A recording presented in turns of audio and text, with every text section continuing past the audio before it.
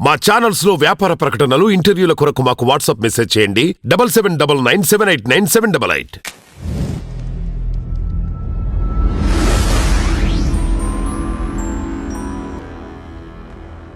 మణికొండలో ఒక అపార్ట్మెంట్లో మంటలు చెలరేగాయి షార్ట్ సర్క్యూట్ వల్ల. కళ్ళ ముందే ఇట్లా చూస్తుంటేనే ఉన్న సామాన్లన్నీ తగలబడిపోయాయి. అండ్ చాలా బాధపడుతున్నారు అందరూ. కాకపోతే ప్రమాదానికి కారణం ఏదైనా అయి ఉండొచ్చు.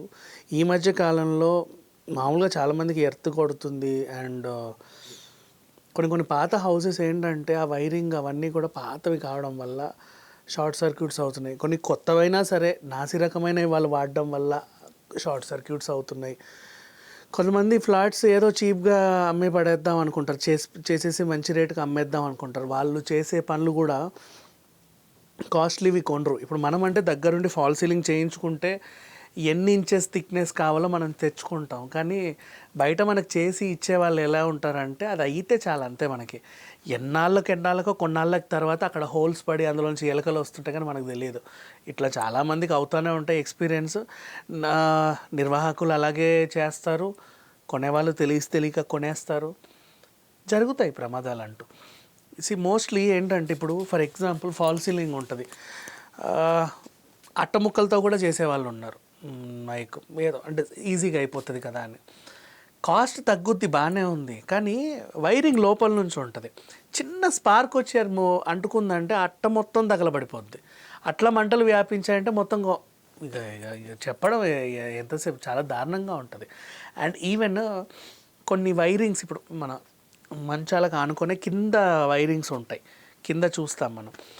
దాంట్లో ఏమైనా స్పార్క్ వచ్చిందనుకోండి, ఆ పక్కనే మనకు ఉండే బట్టలో గిట్టలో ఏవో, లేకపోతే మన పరుపుకు సంబంధించినటువంటి ఈ బెడ్షీట్ కూడా కిందికి వేలాడుతూ ఉంటుంది. దాన్ని అక్కడ షార్ట్ సర్క్యూట్ వచ్చిన తగలబడి మొత్తం తగలబడిపోతుంది. బెడ్ అంటినా సోఫా అంటినా దాన్ని ఆర్పడం చాలా కష్టం, వెంటనే వ్యాపించేస్తుంది. అండ్ ఇంకొంతమంది ఏంటంటే ఛార్జింగ్ వైర్లు ఉంటాయి, అవి ఎడ్జెస్లో ఇరిగిపోయి చినిగిపోయి ఉంటాయి, బయటికి వచ్చేసి ఉంటాయి. దాన్ని అలా వదిలేస్తాం సోఫా పై కాడ, ప్లగ్ పెట్టేస్తాం, ఫోన్ పీకామంటే సోఫా మీద వదిలేస్తాం. ఎప్పుడైనా చిన్న స్పార్క్ దాని వైపు వచ్చినా కూడా అక్కడ కొంచెం తగలబడ్డా అసలు ఎంతసేపు మంట వ్యాపించడం చెప్పండి, అయినా కూడా. అండ్ ఇంకొంతమంది ఉంటారు వాటర్ హీటర్ని ఆర్పేసిన తర్వాత కూడా అలాగే పెడతారు, స్విచ్ ఆఫ్ చేసాం అనుకుంటారు. కానీ అప్పుడప్పుడు ఒకవేళ ఎక్కడైనా అంటే సమ్ కైండ్ ఆఫ్ సిచ్యువేషన్స్ లోపల ఏమైనా చిన్న ప్రాబ్లమ్స్ వస్తే దానికి పవర్ సప్లై వస్తుంది. ఆ పవర్ సప్లై వచ్చినప్పుడు కూడా అక్కడ అమ్మో ఇక దాని గురించి ఆలోచించడం అనేది దారుణం. కిచెన్లో రైస్ కుక్కర్ ఉంటుంది, అక్కడ ఏమైనా ప్రాబ్లం జరిగినా కిచెన్ అంతా అట్టముక్కలే అంటుకుంటాయి. ఎక్కడ ఏది అంటుకున్నా కిచెన్లోకి మంటలు వచ్చాయంటే సిలిండర్ ఉంటుంది, అది కనుక పేలిందంటే ఇంకా అసలు వర్ణనాతీతం దాని గురించి చెప్పడం. ఫ్రిడ్జ్లు పేలిపోతాయి, ఏసీలు పేలిపోతాయి. అంటే వింటుంటే చెప్పుకోవడానికి చాలా భయంకరంగా ఉన్నా కూడా ఇవన్నీ వాస్తవాలు, మనము గమనించుకోవాలి. ఎందుకు చెప్తున్నాము అంటే చాలామందికి ఈజీ లైఫ్లో ఇది అలవాటైపోయింది. ఏం చేస్తారంటే ఇప్పుడు ఎక్స్టెన్షన్ బాక్స్ ఒకసారి పెట్టుకుంటాం, మన ప్లగ్ మనకు అనుకూలంగా ఉంటుంది అని. ల్యాప్టాప్లు ఏవో పెట్టుకుంటారు, బ్యాచిలర్స్ పిల్లలు కూడా. అట్లా వదిలేస్తాం మనం, దాంట్లో లైట్ వెలుగుతూనే ఉంటుంది. జాగ్రత్తలు ఎవరూ చేయట్లా ఇవాళ రేపు. అట్లా అని చెప్పేసి పోనీ ఏమన్నా మంచి వస్తువులు కొనుక్కుంటున్నారా అంటే అది లేదు. మనకి ఏది డిస్కౌంట్లో వస్తే అదే కొంటాం, అది కూడా మనకు తెలిసిందే.